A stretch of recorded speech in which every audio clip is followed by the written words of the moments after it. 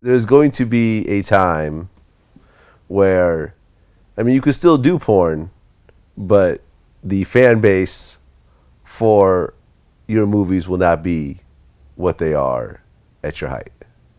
You know, yes, you could be a 70-year-old doing porn, but there are definitely less people who want to see a 70-year-old woman doing porn. Yeah. Do you have is there a plan when you're saying, okay, by this age, I'm no longer going to be shooting, I'm no longer going to be feature dancing, I'm no longer going to be doing Honestly, I have a plan, but it's not based on my age. Okay. It's more based on like money and based on just things that I have lined up and different projects that I want to do. I mean, everything's an idea until it's been put into play and I'm making money off of it. You know what I mean? But I do have a plan. I mean, especially since he found me, the love of my life, and I do want to have a family one day. So, okay. I mean, and then, is for example, your fiance able to support the both of you financially to the point where you want to be, at the financial level you want to live in? No. I mean, if I had reached some type of financial plateau, I would have stopped doing porn years ago. Okay. I only do porn. I only am still pinky because of the money. Because, when you're young and you get money, you spend it. Yeah. So I don't have the same money I made when I first. That money's gone. You know what I mean? But I mean, not only that, but I mean, yeah, I do have a plan. I mean, it would be nice because I am getting older. It would be nice to, in the next 3 years, be able to have my first baby. You know what I mean? That would be cool. Mm-hmm. But I mean, are you definitely going to stop doing porn after the baby? More than likely. But you're not sure. I don't think I would, just because I already have plans. Like, the whole point of me moving out here was for me to shoot as much as I can, so next year I wouldn't have to, shoot scenes anymore. Mm-hmm. So, I mean, if I keep everything going like it's going and everything's still builds, I should be fine. So I don't see why I would still be shooting after I had a baby. If I would have to be in a situation where I'm still shooting, then I'm not going to have a baby. Okay. So when this baby that comes at a later point comes home from school and says, hey, the kids at school said that mommy... I mean, that's the thing. Like, even if you didn't ask that question, people underneath in the comments are going to say all these different things. And at the end of the day, why should I not live my life? Right. Because people are going to talk shit. Mm-hmm. You know what I mean? Like, it is what it is. It's people who are being raised in broken homes, or, kids who go to school get teased because their parents are an interracial couple. Right. Like, people are going to get teased for whatever reasons. But I will say that I do want to go back to school, not for anybody else, not because there's something I'm specifically interested in, but I just want to be able to help my kid with their homework. I want to be able to be smart enough so my son or daughter is taking AP courses, I can answer the questions and help them with their homework. So I want to be smart for my kid. You know what I mean? Yeah, so, I mean, like in hip hop in particular, like, you see song names and the names are misspelled. This is DIS and this, that, and the third. But what I started noticing recently is that because of Instagram,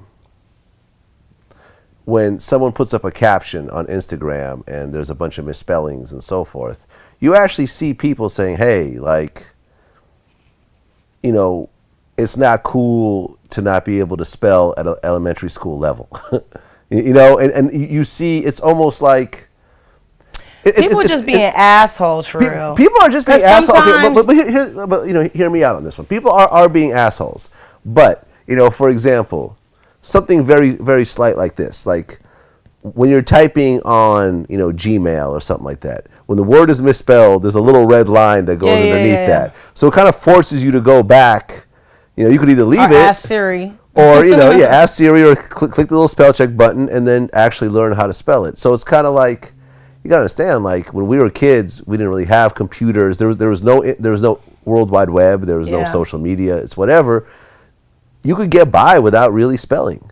I know a few rappers who are borderline illiterate. You know, I mean, there was the whole Mayweather thing that came out, how he can't read. You know, there was that whole thing. Yeah, I've seen some stuff about that. And the thing is, though, if you notice, like, no one celebrated it. Like, yo, he don't have to read. People are like, yeah. I mean, knowledge will always be power. Yeah, you shouldn't be having that much money and not know how to read. Yeah. Like, no one gave that dude a high five for that. You see what I'm saying? Yeah. So I kind of feel like because of, there's all the negative shit about social media and the internet, whatever, but I think this is actually a positive thing. People are actually trying to, present themselves in a more intelligent manner. They should. Huh. They say a mind is a terrible thing to waste. Yeah. Did you finish high school? I did not. I was stressed out the game my senior year. A lot of bad things happened to me, and I just I got a part-time job. I went to night school and just got my GED. So you got your GED. Mm-hmm. Okay, so you technically graduated. I didn't walk the stage. You didn't walk the stage. But I mean, a GED means I was smart. Yeah, you have the knowledge to graduate. I mean, I had got a scholarship to go to one of the top 10 public schools in, Edina, Minnesota. It was a really good school. I went to different college tours. Like, it kind of ruined me because my whole mentality was that I was going to go to college. So when everything kind of happened to me my senior year and I got thrown off track. What happened? My house burned down. I finally, came out about being molested when I was a child. Because my house burned down, my neighbor, who I thought was my friend, I trusted, between her and other people, I kind of like started dancing and hoeing, thinking that, it was a lot that happened. I think when you becoming an adult and you're still young, you come to a crossroads. You're either going to go this way or you're going to go that way. And I went the wrong way, Mm-hmm. And I didn't have anyone in my life to tell me, dude, you're still young. You can go to community college and still go to college, or mm-hmm. You're tripping. Like, everything was so, like, I would get teased like, oh, you're only going to be a teacher. Because at the time, if you're a teacher, that's easy. Everybody else wanted to be doctors and lawyers and, mm-hmm. And I didn't know what I wanted to be, but I was always really good in performing arts and creative writing and communication, stuff like that.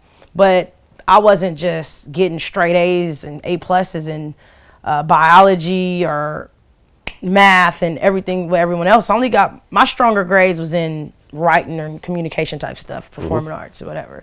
I got like B's, struggled to get B's than everything else. Yeah. But I mean, I had a 383, that's close to a 4.0 when I was doing good in school. Yeah. So it's not like I was an idiot or anything. Just like when I started doing porn, I was still young then, but I still thought, like, once I didn't go to college, I thought, like, my life is over, so it really don't matter what I do now, So I tried to work for Hall Kenyon, you know what I'm saying? But I'm getting sexually harassed, so I'm like, I might as well work at the cinema full time then, because at the time I was only working day shift at the cinema and working Monday through Friday, commuting from Lake Merritt, carpool, Muni, BART, all the shit, to be a receptionist, answering calls, doing this, doing that, but I didn't understand what sexual harassment was.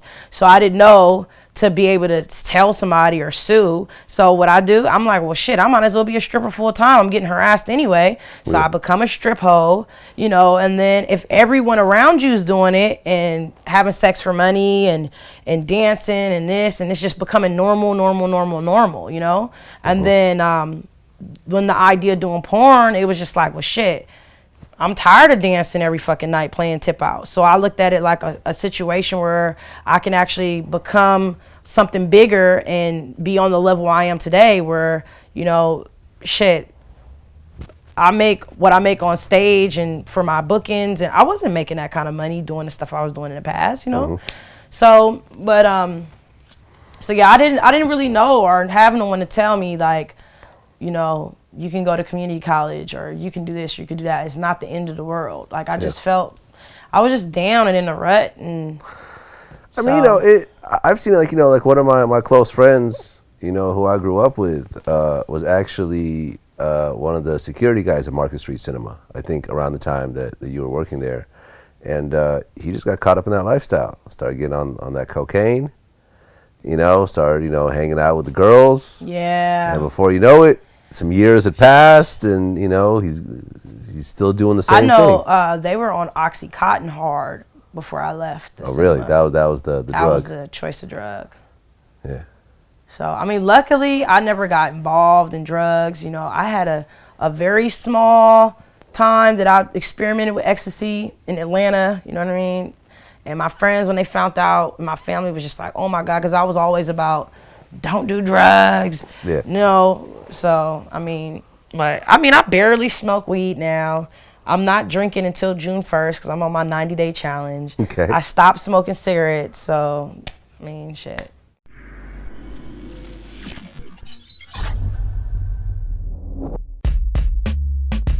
I'm trying to battle John Cena. Can somebody find John Cena's management, WWE, somebody find John Cena, and let's make this happen. So let's be super honest here, and I'm gonna be really frank and a little uncouth. I'm not gonna suck a dick unless I'm gonna do it great. I'm not gonna write a book unless I'm gonna do it great. I'm not gonna cook a meal unless I'm not gonna touch anything unless I plan on doing it better than anyone else you've ever met in your entire life.